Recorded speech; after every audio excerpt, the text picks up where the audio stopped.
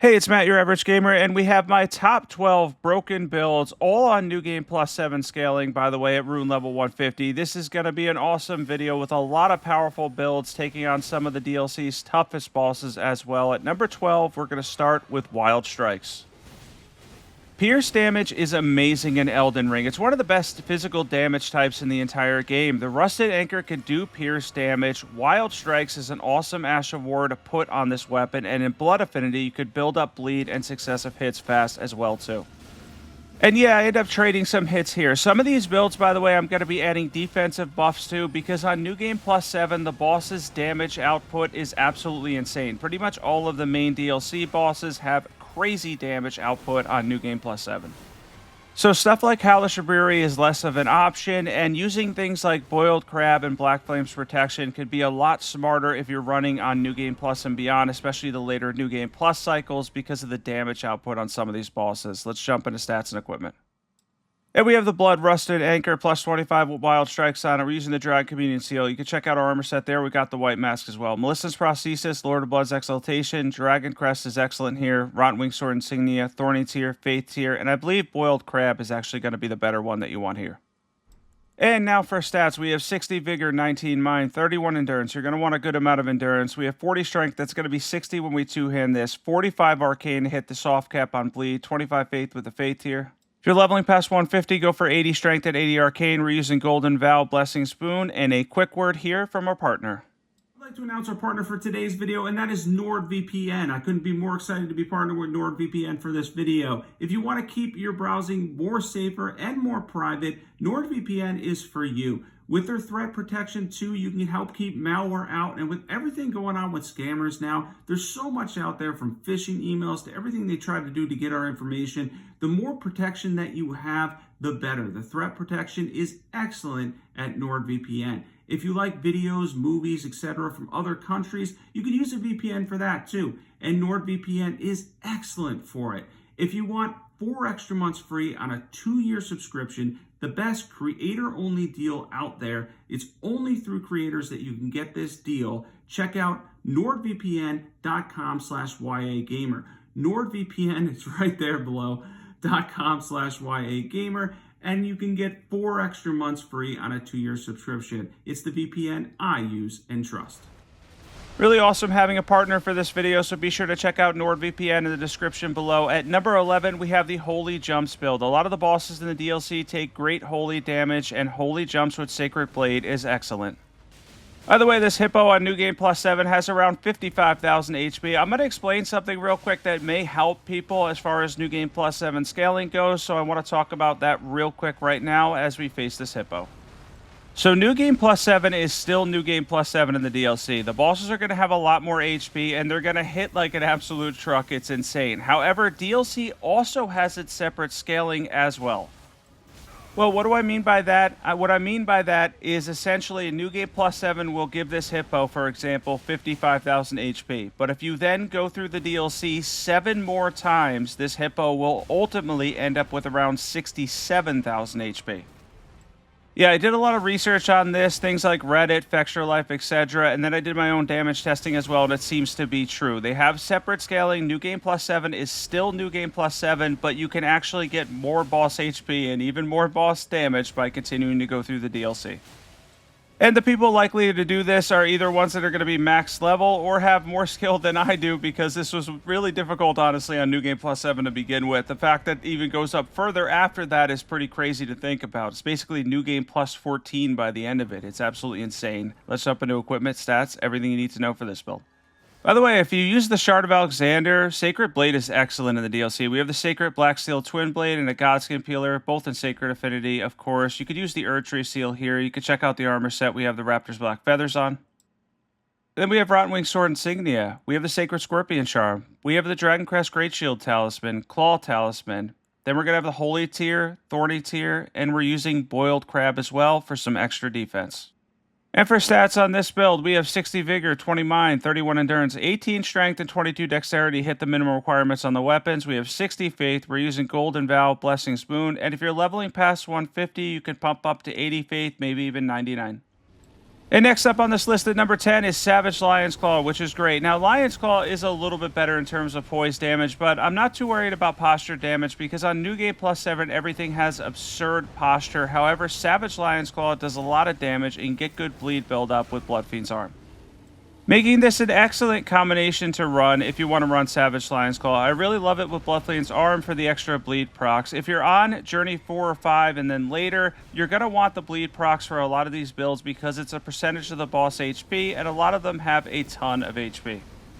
You're actually going to see me getting a couple hits here that end up accumulating to over 10,000 damage, and it ends up looking like such a small amount of HP, and this is just a side boss Rune Bear, which is absolutely crazy. I mean, it's wild how much HP they get and their damage output. That's why I'm going for a lot of defensive buffs. Now, if you run these builds on earlier New Game cycles, you're going to get great damage, and you're going to be able to take a ton of hits too, which is awesome. This video, by the way, is across Journey 38 and 39 on the character Banished. That's been well known on my Xbox. It was really fun going back and using this character again, by the way. It's kind of a little bit of a nostalgia there because I used my Xbox for the first year and a half Elden Ring was out. It's amazing going back to this character. I had a lot of awesome equipment too, which helped. And there's a bleed proc at the end. We got 7,000 damage for the final hit. Savage Lion's Claw is really good. It's also great with Bloodfiend's Arm. You can mix in some charge attacks for posture damage too. We have Bloodfiend's Arm plus 25 with Savage Lion's Claw and Blood Affinity. Dragon Communion Seal. We hit 51 poise. We have the White Mask. Then we have the Two-Handed Sword Talisman, Shard of Alexander. We have Dragoncrest Great Shield Talisman. We're going to have Lord of Blood's Exaltation, of course. Then we have the Green Burst Crystal tier, Faith tier. And once again, we're going to be using Boiled Crab for the extra defense. And now for stats, we have 60 Vigor, 19 Mind, 31 Endurance, 40 Strength, that's going to be 60 when we two-hand this. We have 45 Arcane to hit that initial soft cap for the bleed build-up. We have 25 Faith with the Faith tier. And of course, our buffs are Golden Vow, Blessing Spoon, and if you're on lower journeys, you could use Hellish Shaburia, Flame Grant Me Strength, but I was using Boiled Crab.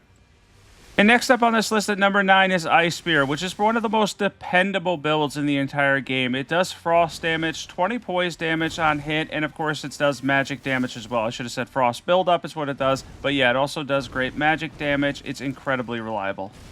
It's also one of my favorite builds in Elden Ring because of the fact that it has both dexterity and intelligence scaling, meaning you can run it in Keen Affinity for great damage if you want to build around it that way and have the versatility of dexterity build, or if you want a versatility as a mage build, you could also run it in Magic Affinity or Cold Affinity too. And, of course, we're going to continue to face this Shadow Tree avatar is the proper way to say that now. At least we know it's Shadow Tree now. We're going to go and do as much damage as possible, try to hit him in the head. He has a decent amount of HP between all three phases, but we're able to get a Frost proc, I believe, on each phase.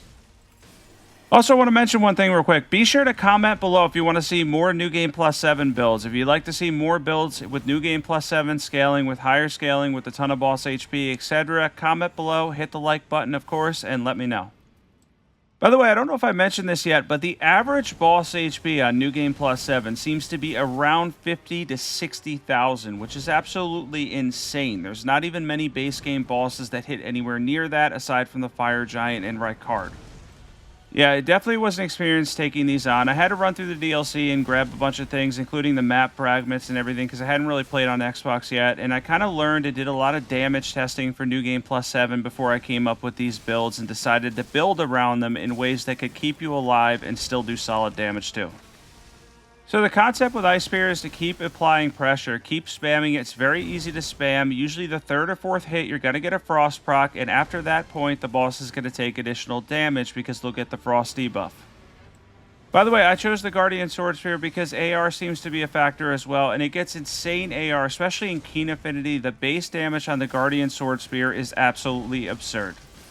Each Ice Spear is relatively quick. It is going to do between 2,000 and 3,000 damage to basically most of the bosses in the game. Some bosses will take more, even close to around 3,500, but you could use it so quickly and it builds up Frost too and a little bit of poise damage. It turns it into an excellent build if you combine all those factors. Alright, let's finish off the tree avatar here. We got a lot of awesome builds to go through for this video. I hope everybody also enjoyed this being in 4K as well, 60 FPS. It's probably going to look pretty good. If you watch it on your phones, I think the most you're probably going to get is about 2K, but if you watch it on like a TV screen or something, it's going to be really clear. With that said, I'm still going to do a lot of my videos in 1440p because it just saves so much space that way. 4K uses a ton of space. In a second here, we're going to jump into equipment, stats, everything you need to know for an awesome Ice Spear build. And we have the Guardian Sword Spear in Keen Affinity with Ice Spear, of course. Any seal for buffs. We're using the Rakshasa set here. We have the Ritual Sword Talisman, Magic Scorpion Charm. We have the Shard of Alexander, Dragon Crest Great Shield Talisman. Then we're going to have the Magic tier and Faith tier as well. All right, let's jump into the stats for this build. And we have 60 Vigor, 20 Mind, 26 Endurance. We have 65 Dexterity, 23 Faith. That's going to be 33 Faith with the Faith here. Now, you have a choice here if you want to use Howl. I have it set up so you can use that. I was using Black Flame's Protection, though. And then Golden Vow and Blessing's Boon. I just want to have some extra defense because they tend to 2-hit you or even 1-hit you. Also, if you continue to level up, go for 80 Dex. And at number 8, we have Ancient Dragon, Lightning Strike, and Pest Threads. I put both these together because they're excellent, and they can absolutely shred some of the bigger targets in the game with ease. They combine well together, too, as they're both faith-based. By the way, to correct myself here, what we were actually using is Pest Thread Spears. It's the upgrade version of Pest Threads. It essentially works the same. The only difference is it's chargeable, and it does a lot more damage. It's great for physical damage as a faith build. And we got around 22,000 there while using Ancient Dragon Lightning Strike. Pretty amazing. And then we're going to switch to Pest Threads here for a lot of this because Phase 2, if a boss is a little bit quicker, it does more damage in Phase 2. Pest Threads is a little bit quicker to charge, although they do both have long animations. The payoff is great, though. By the way, as far as me getting hit a lot, yeah, that's going to happen throughout this video because I do tend to get hit. I'm not perfect at these games, admittingly. And on New Game Plus 7, even one hit for the most part, even if you're using defensive buffs, usually does about half your HP or a little bit more. And if you don't use the defensive buffs, you can pretty much get one hit by most things. This move is annoying, by the way. I don't know if it's just me, but I always get hit at least once from this move. I'm not exactly sure how to dodge that or where to stand to basically dodge that move perfectly. By the way, when she's up there, she could take damage. I ended up trying to go for a little bit of damage, but she's highly resistant. So if you don't want to waste your FP or if you just want to wait for her to come back down and then use Pest Thread Spears after that point. And the big deal here is the fact that Pest Thread Spears, I keep almost always saying Pest Threads for some reason. I'm so used to using that. Pest Thread Spears could do almost 10,000 damage, which is incredible. And then Ancient Dragon Lightning Strike, if you're able to pull it off, could do 20 to 30,000 damage. Which is absolutely awesome, of course, because these are great incantations to combine together. And by the way, they both are technically chargeable. Ancient Dragon Lightning Strike gets a boost when it's charged on all of the lightning aside from the first strike. And Pest Thread Spears is chargeable as well, so it makes for a great combination build. If you use the Erdtree seal with the Gravelstone seal, you could boost Ancient Dragon Lightning Strike, and then use the Jellyfish Shield if you want to as well with Pest Threads. The Erdtree seal and Jellyfish Shield go well together. Second here, we're going to jump into equipment, stats, everything you need to know. I guess we're running to grab this Grace. I tend to forget the Graces, not that you need to come back here. I don't know why this boss got such a cool arena. It's really a cool arena. Some of the other bosses should have got better ones. Let's jump into equipment. And we have the Erdtree Seal plus 10. We have the Gravelstone Seal and Jellyfish Shield. We're using Rakshasa set here. We have the Ritual Swords Talisman, Lightning Scorpion Charm, Godfrey Icon. We have the Phlox Canvas Talisman. We have the Lightning tier and Faith tier as well. Let's jump into stats. Now, I opted not to use defensive buffs because of the boss, but for a lot of the other bosses, I would go with Golden Vow, Blessing's Boon, and then Black Flame's Protection. And then, of course, we're using Ancient Dragon, Lightning Strike, and Pest Thread Spears. We have 60 Vigor, 21 Mind, 26 Endurance, 20 Strength, 14 Dexterity. We have 70 Faith, that's 80 Faith with a Faith tier. If you're continuing to level, you could go for 99 Faith for a lot of damage. And next one up here at number 7, we have Death's Poker. This is the only non-DLC boss I decided to take on, Moog with Death's Poker. And this is an incredible weapon. Even if it's a little bit slow, the Ash of War is phenomenal. By the way, there is an Ash version in the DLC, but it appears to be bugged or something, or they just didn't want it to do a lot of damage. So I'm always going to go back to Death's Poker to get massive damage because the Ash of War for me so far wasn't too good. Of course, I always go with the Ash of War button and then usually RB because I like that Frost Trail. You could use the follow-up explosion, RT right trigger, R2, or RB R1. I like the RB R1 better. The Frost Trail is great, builds up a lot of frost, and does a ton of magic damage. Just me or the base game bosses feel so easy now with DLC. Even on New Game Plus 7, it's incredible the difference. Let's jump into equipment, stats, everything you need to know. And we have Death's Poker plus 10. Any staff for Terra Magica. We're using any seal for buffs, Rakshasa set, and we have the Spellblade gloves on. We have Melissen's Prosthesis, Magic Scorpion Charm, Shard of Alexander, Ritual Swords Talisman. We have the Magic tier, Faith tier, and we're also using Moog Shackle. And for stats on this one, we have 50 Vigor. We only went for 50 here because we're basically using a glass cannon build for this one. There's a lot of damage here. We have 75 Intelligence, Golden Vow, Blessing's Boon, Hellish Brewery, and Terra Magica. And next up here at number 6, we have the Darkmoon Greatsword. So for a lot of the mage stuff, I go for 50 Vigor instead. If you have the levels, definitely go for 60. But since you're using a lot of range stuff, you should be able to keep your distance and dodge. Darkmoon Greatsword is an incredible weapon because it's so FP friendly. It makes it amazing. The fact that you could use the Ash of War once, use your FP, and then after that, you really don't have to use any for a full minute. You get the awesome beams, and they're chargeable as well. They used to do a ton of stance damage. They did nerf that part of it, but it didn't change the fact that the beams do an absurd amount of damage. I mean, the beams could literally do 5,000 plus damage. I've seen people buff the Darkmoon Greatsword up and get 10,000 or more damage on the beams. It's pretty incredible. You could actually use the Jellyfish Shield with it as well. Yeah, I really like this weapon. I think this is an excellent weapon for mage builds and something you should always have on hand. Plus, it coincides with Ronnie's questline, which is one of the best quests in the entire game and one of the best characters. Let's jump into equipment and stats.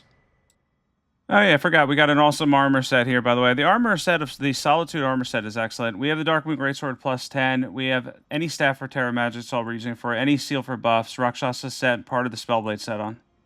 And we have the Godfrey Icon, Magic Scorpion Charm, Shard of Alexander, Ritual Sword Talisman, and we have the Magic tier and Faith tier as well. Let's jump into stats for this build. And for stats, we have 50 Vigor, 22 Mind, 20 Endurance. We have 16 Strength, 12 Dexterity, 75 Intelligence, 33 Faith with the Faith tier. We're using Golden Vow, Blessing's Boon. We're also using Hellish Brewery and Terra Magica as well. And the next one up here is one of my favorite weapons in the entire game. At number 5, we have Euporia, or Euphoria, if that's what you want to call it. I know some people mispronounce it, but it's mispronounced a lot, so I'm just going to call it both. It is Euporia, though. I believe that's the proper pronunciation for this weapon. Either way, it's incredibly fun and an awesome faith weapon. Yeah, it does a lot of successive attack damage. You can really build up damage. As you can see with this boss here, it takes additional holy damage through Persistent Knight, is weak to holy, and then later we're going to be able to use the beam on him as well, which ends up being incredible. It's an awesome weapon. And we're going to end up using the beam here soon. I do get hit a lot, of course, because I always do, but I did use Black Flame's protection for this build to add in some defense, of course, because that's the smart choice on New Game Plus 7. It's alright, though. We're going to be able to get the beam off here for 16,555 damage. Not bad. It's also an incredibly fun weapon. It truly is just so great using this weapon. I love Euporia. We have Euporia plus 10. We also have the Drag Communion Seal, but you're better off using the Erdtree Seal here in this spot since we have High Faith.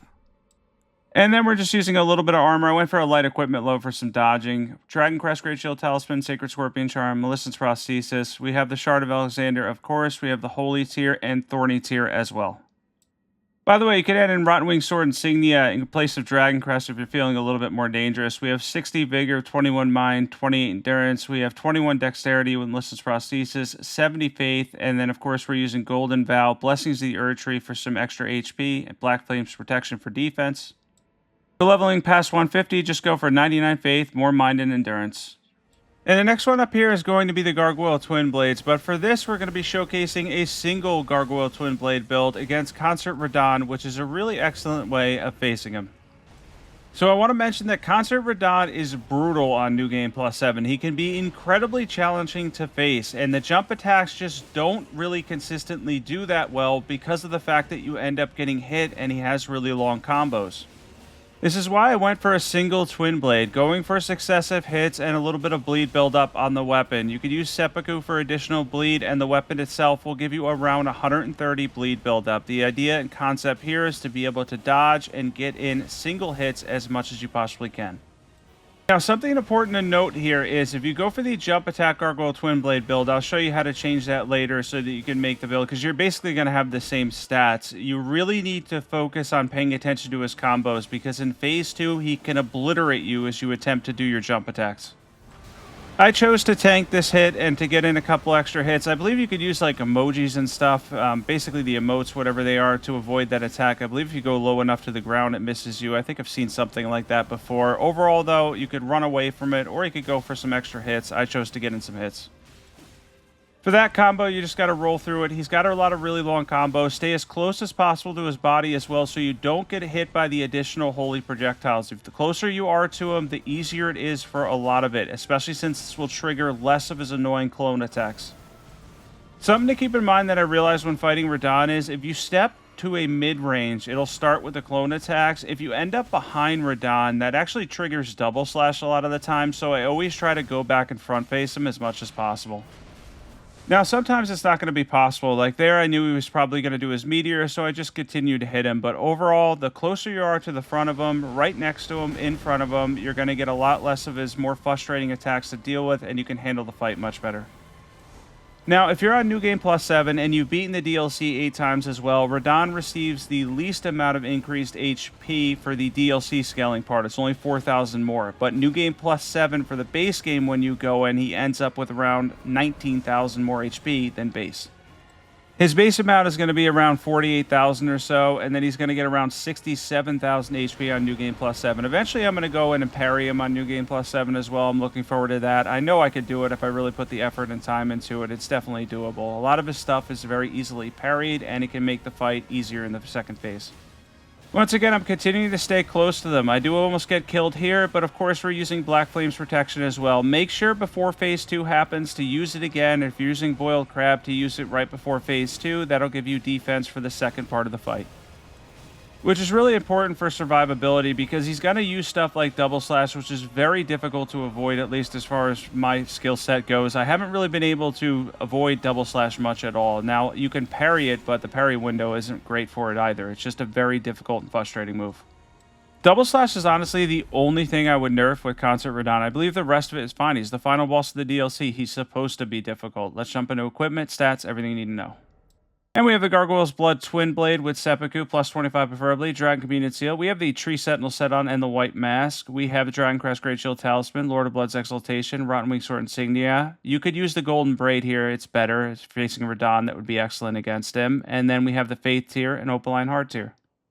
So if you're doing the overpowered jump attack build, you can replace the last talisman with the Claw Talisman, use the Raptor's Black Feathers or the Gravebird set, and then add the Thorny tier. And we have 60 Vigor, 13 Mind, 29 Endurance, 40 Strength. When we're two-handing this, we have 60 Strength because we are two-handing this Twinblade. 45 Arcane for that soft cap for bleed build-up. 20 Faith, that's going to be 30 Faith with the Faith here. We're using Golden Vow, Blessing's Boon, and Black Flame's Protection. Of course, make sure you use that before Phase 2 as well. If you're continuing to level past 150, you're going to go for 80 Strength and 80 Arcane. If you do the jump attack build, you'll absolutely shred with those stats.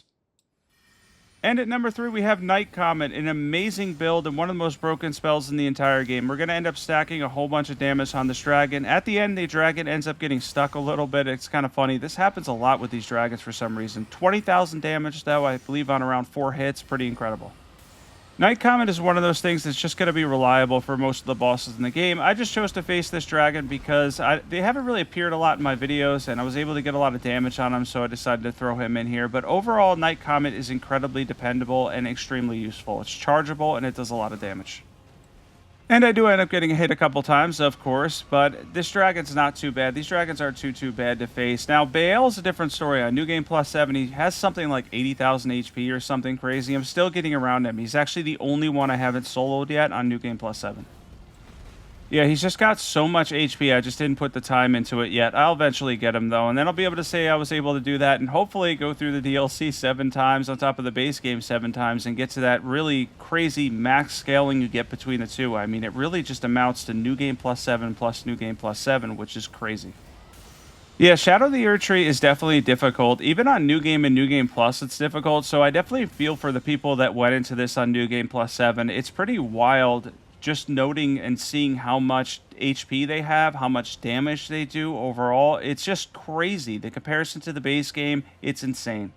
And of course, the dragon got stuck here. And then out of all the moves, he does probably the worst possible move. Lucky for me, I did anticipate that he was going to do something annoying there, and he did. He ended up going for the only move that probably could have killed me up there. Anything else would have been fine. But anyway, he came back down. We got him. Let's go over equipment, stats, everything you need to know for this build.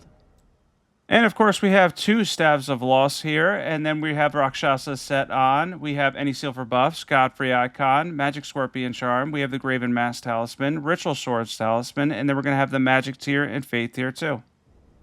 Let's go over stats for this build. By the way, this Darkmoon Greatsword and Death Poker, I used all the same stats for. You could run all 3 of them. We have 50 Vigor, 22 Mind, 20 Endurance, 75 Intelligence, 33 Faith with the Faith tier.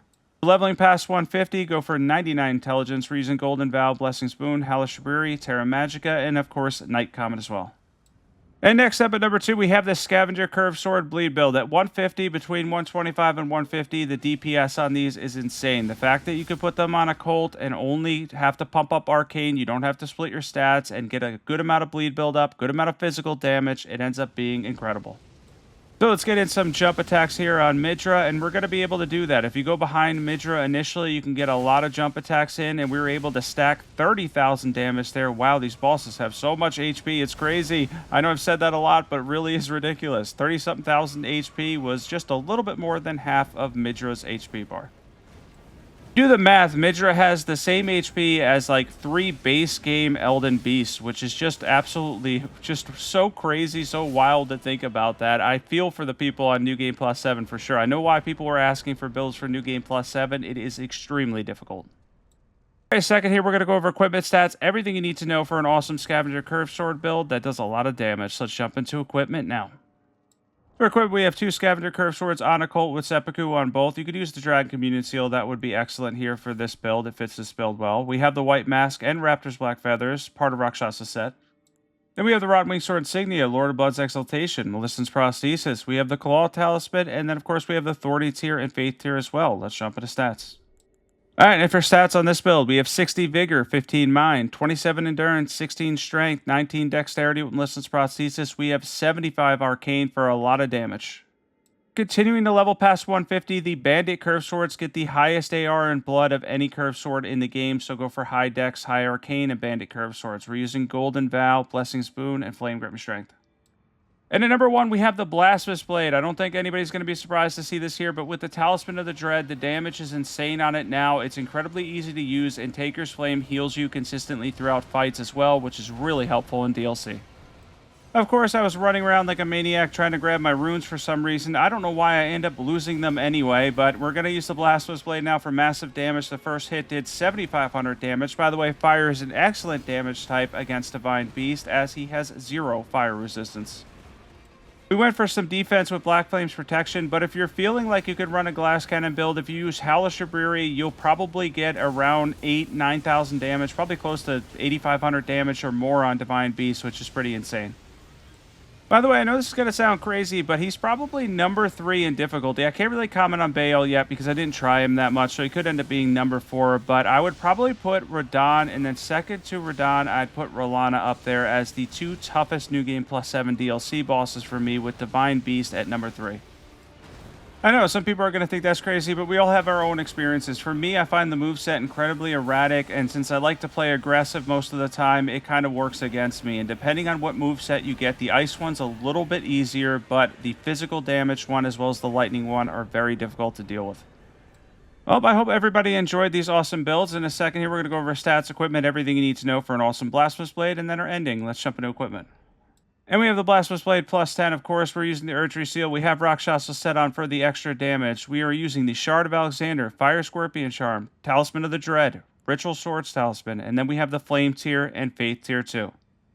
Alright, now we're going to jump into stats for our Blasphemous Blade build. We have 60 Vigor, 25 Mind, 29 Endurance, 22 Strength, 15 Dexterity, 70 Faith with the Faith tier. Then we're going to be using Golden Vow, Blessings of the Erdtree, and then Black Flame's Protection, or Boiled Crab I think is slightly better, but if you're running incantations, you can use it anyway. If you're going for over level 150, you could go for 99 Faith and more Strength too.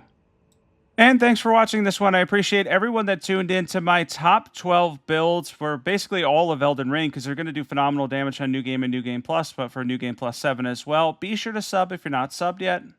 Elden Ring Shadow of the Erdtree has been amazing. I love it. I'm still enjoying it. Black Myth Wukong's going to be out soon, too. If you want to see me cover that on my main channel, let me know, or my alt. But basically, whether or not you're going to be picking it up, I'm curious as to your thoughts. Thanks for watching, and I will catch you guys in the next one.